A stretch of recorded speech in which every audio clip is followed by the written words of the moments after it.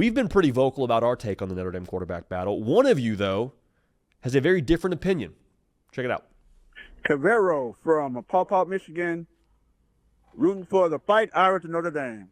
You guys keep talking about Kenny Minchey and C.J. Carr, but I beg to differ. I do believe it's going to be Kenny Minchey. I think he gives us a better chance of winning this year. C.J. Carr is the future, but I believe Kenny Minchey is the man for the game right now.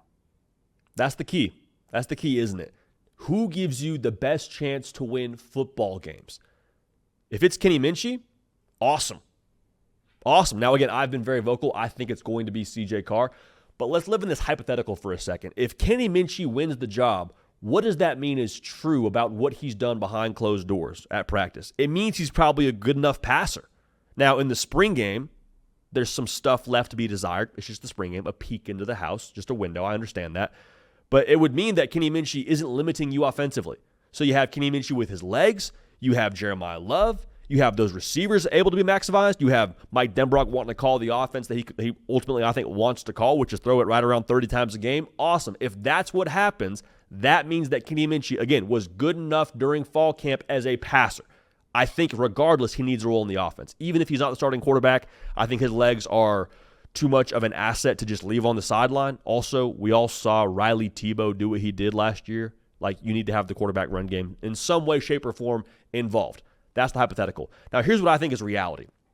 I think reality is that C.J. Carr is a noticeably better passer when it comes to running the Notre Dame offense. We saw it in the spring game. We've heard that around what he is as a recruit. Like, we know C.J. Carr can throw the football downfield, all right?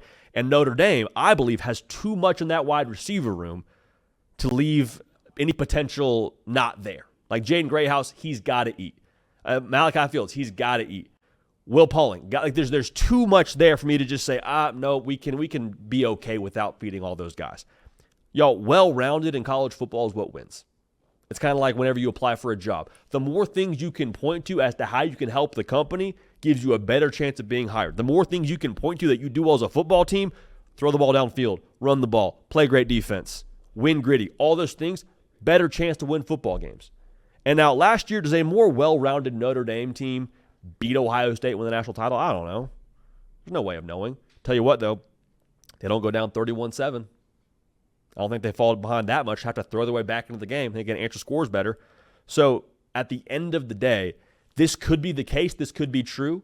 But from what I am seeing to be true so far, based on the spring game, based on the intel out of blueandgold.com around C.J. Carr, not speaking to Kenny Minchey specifically, but around the good things I've heard around C.J. Carr, I feel like he gives you the best chance to not have your offense be limited.